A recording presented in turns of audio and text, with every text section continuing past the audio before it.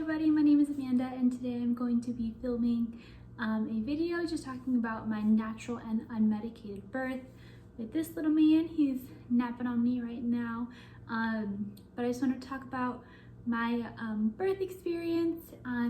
It was very long, but we can get into all of that right now. There's no wrong way to give birth. If you want to give birth medicated, unmedicated, natural, C-section, standing, sitting, squatting in a tub, in a shower, there's no wrong way to give birth. You're gonna have to listen to your body and you're gonna have to understand your experiences, and because what's best for you is not gonna be the best maybe for the next person. And I just wanted to preface this video by saying, there's no wrong way to give birth, and however you give birth, you're a rock star. Okay, so I want to talk a little bit about my birth experience. So I went into labor on a Sunday night. It was a little bit later, maybe about 10 or 11 p.m. And I wasn't really sure if I was feeling contractions at this point. I was still early too, and I knew a lot of women had felt Braxton Hicks contractions. At the point, I hadn't felt any contractions at all. So I was like, okay, maybe these are Braxton Hicks. And I think at that point I was about 37.5 weeks pregnant, so still very early. My due date wasn't until the middle of December, and at this point it was still November. It was November 30th. So I was just trying to figure out, okay, what am I feeling? So I texted my doula just to let her know what was going on. I was like, hey, I'm feeling this. I'm not really sure if I'm in labor, but this is what I'm feeling. She was like, okay, just keep me updated. And I texted her a few hours later, maybe at 11 o'clock midnight, and I was like, hey, no, my contractions are just more intense. They weren't getting closer together, but they were definitely getting a lot more intense. And she was like, okay, this might be the start of it. Just make sure everything is prepared if you are, and just get ready to go. And at that point, I had my hospital bag packed, but Chris hadn't packed his at all. So I woke him up. He was actually sleeping at this point, because I was kind of just chilling out in the living room by myself. And I woke him up and I was like, hey, I think I'm in labor. You should probably pack your hospital bag. And he wakes up and he's like, okay, I'll go. Okay. And he's half asleep, trying to throw whatever he has into a duffel bag. And then he throws everything and then he goes, okay, now what? And I'm like, I don't know. I just feel these contractions and this is what I feel. And he's like, okay, well, can I go back to bed? And I was like, okay, sure. So at that point he went back to bed, and I kept having contractions. I texted my doula at about 5 a.m. the next morning and was like, hey, my contractions are getting a lot more intense. I think she was there by 6 or 7 the next morning. And they were just kept getting a lot more intense. We walked around, and at this point it's Monday. So we walked around Monday in the morning, and then I think at about 3 or 4 o'clock in the afternoon, we're like, okay, it's coming, I think we're happening. So we all went to the hospital and they checked how dilated I was, and I was 1.5 centimeters, maybe 2. I think she said 2 to be nice, but she's 1.5, 2 centimeters dilated. And I was like, are you kidding me? I've been in labor for almost 24 hours and I'm not even 2 centimeters dilated. This is ridiculous. This is crazy. So we decided to leave the hospital. We had to leave the hospital. You're not allowed to stay, at least at my hospital, until you're at least 6 centimeters dilated, because they don't want people there for days. But so we went home, continued to labor for Monday night into Tuesday morning, and I was so tired at this point. I was like, dude, come, what's happening? Why is this so long? And you have to think, I went into labor on a Sunday night and it's now Tuesday morning. And my doula had actually left Monday after we left the hospital, and we're like, hey, we'll text you, I'll let you know how things go. And things got a lot more intense on Tuesday. And I wouldn't even really say a lot more intense. I would just say the contractions were just continuing to go. There was never a break at any point. I think from Sunday night until probably 4 a.m. on Wednesday morning, I had contractions about 5 minutes apart. So it was never super close together. That actually may not be right. I think my contractions started becoming 4 minutes apart, maybe when we left for the hospital on Tuesday. I know it was a little bit closer, but it wasn't necessarily the 3-1-1. 3 minutes apart for 1 minute. And I think there's one other thing in there. But I had a lot of just contractions. It was just very, very long. And then on Tuesday, we went to the hospital.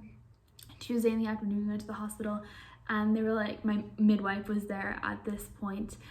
We had been texting, or not texting, we had been calling my midwife, and she was there at the hospital at this point, and she was like, okay, like you're 6 centimeters dilated, like let's go. And at this point it was probably like 7 o'clock on Tuesday night, and I gave birth the next morning at about 7:30 in the morning. So we still had about 12 hours of labor in the hospital.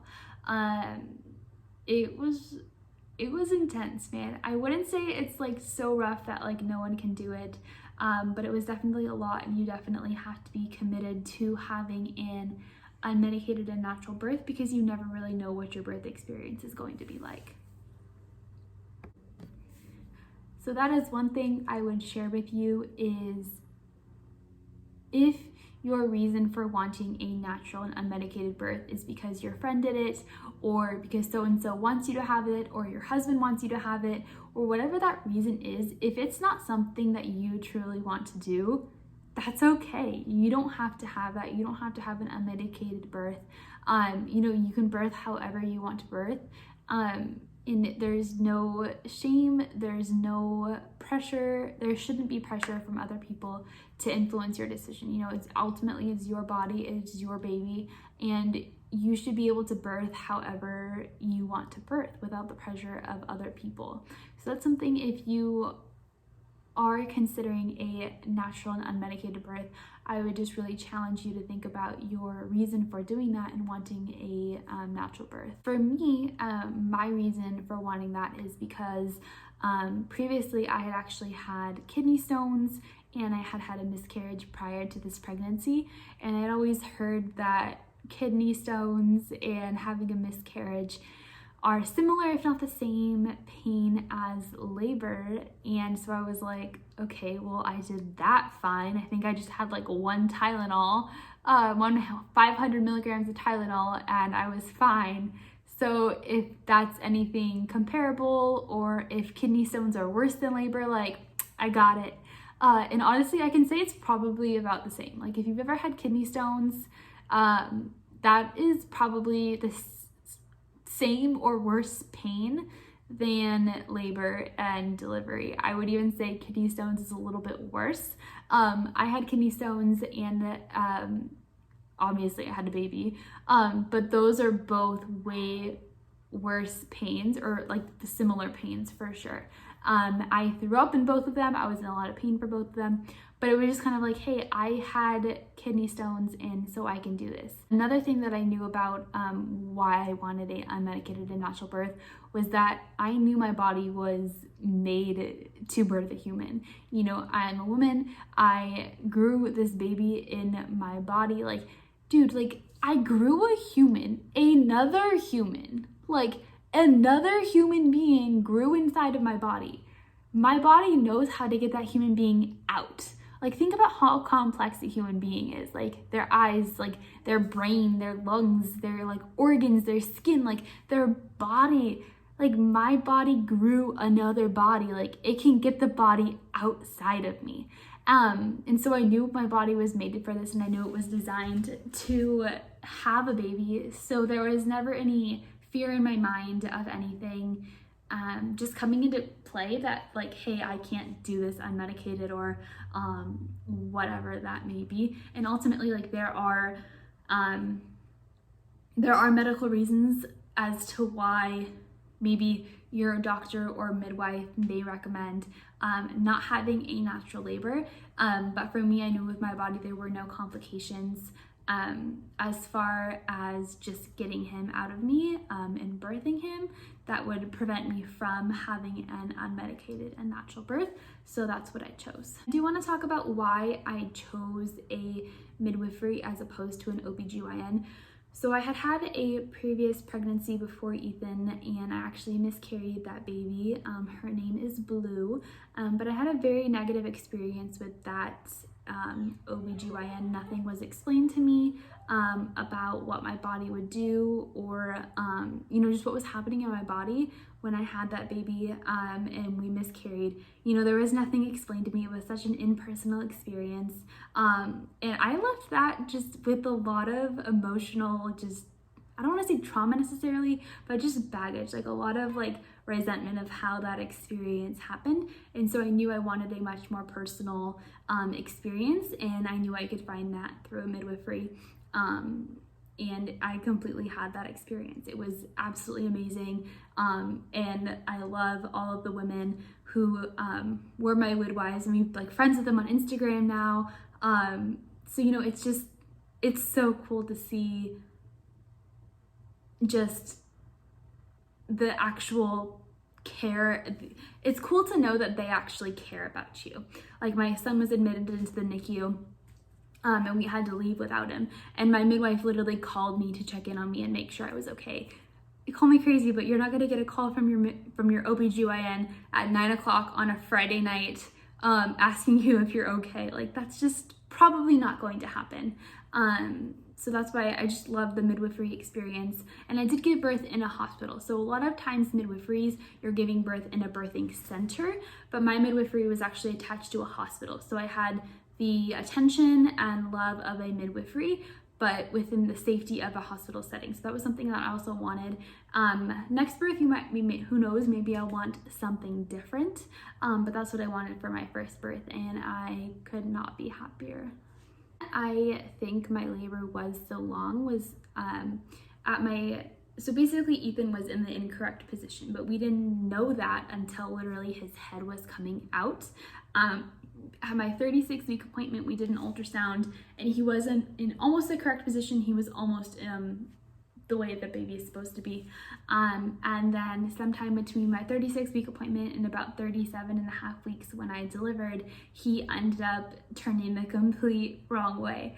So his head was basically grinding against my spine, and it wouldn't let him come out. So that's why my labor was so long, is because he was in the wrong position. And I think if I hadn't had a very, very strong reason for wanting an unmedicated birth, and if I didn't believe that my body was capable of birthing him, I think I would have caved and, wanted something for pain management.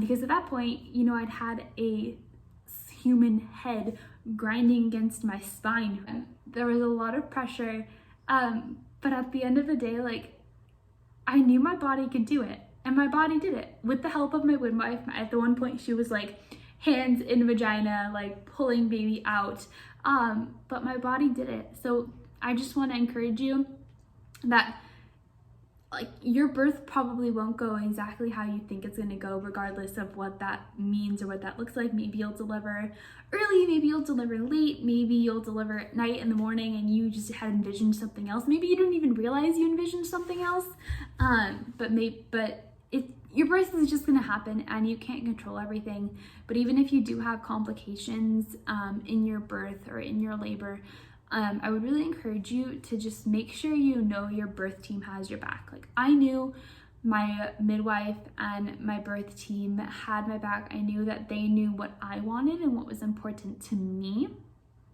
So I knew they were going to do everything in their power to give me the birth experience that I wanted, and she completely did. My midwife worked with me for so long. She was in my room for 12 hours. Your OB probably will not stay in the room with you for 12 hours. Ridiculous. The amount of care and the amount of love that I got, I wouldn't want to birth with anyone else. But what I'm saying is that even if you have complications during your labor, or even just in your pregnancy, I would really encourage you to challenge everything that your birth team says.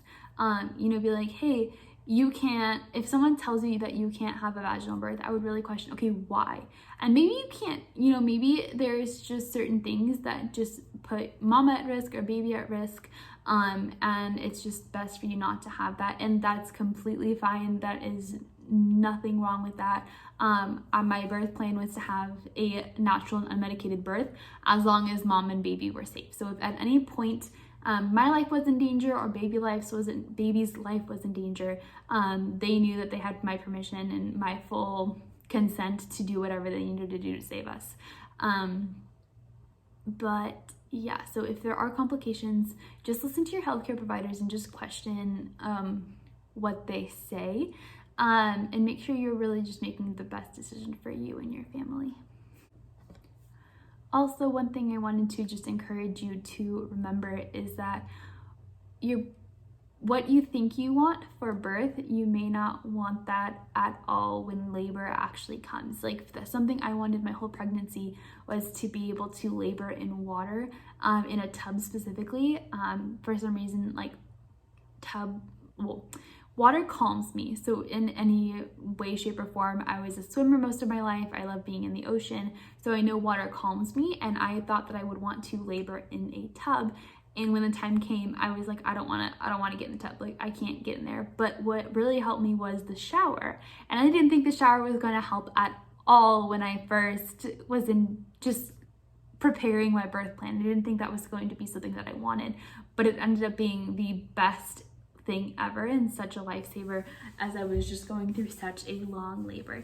So just keep in mind that something that you may want during your pregnancy for your labor, when the time actually comes, it may not be the best position or what's most comfortable for you. I hope this video has helped you a little bit with just discovering and learning about natural and unmedicated birth. However you choose to birth at the end of the day, it's your choice, it's your body, it's your baby. Mama, you're gonna rock it and just love it. I know that's so hard when you're like pregnant and you're freaking out and everyone's telling you all these things, but you're gonna learn as you go. You're gonna figure it out. Some days are gonna suck if you wake up with morning sickness, and some days are gonna suck because you can't sleep and everything in between. But trust me, like, your body knows how to birth a baby. Like, if I could just tell you that one thing as a takeaway, your body knows how to birth a baby. Your baby has been growing in your womb for 9 months. You never told your body, hey body, like, I'm gonna build a baby now. Like, I need you to do this, this, this, and this. No, your body grew a human being. Your body grew a human being, and it knows how to get it out. So if I can leave you with anything, just know that you're amazing and you're beautiful, and however you choose to birth, it's your choice and your decision. But I love you, and I hope you got something from this video.